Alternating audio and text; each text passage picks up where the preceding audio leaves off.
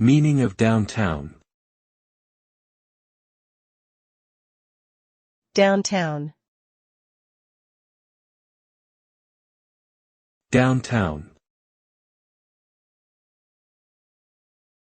Downtown. Downtown. Downtown refers to the central commercial and business district of a city.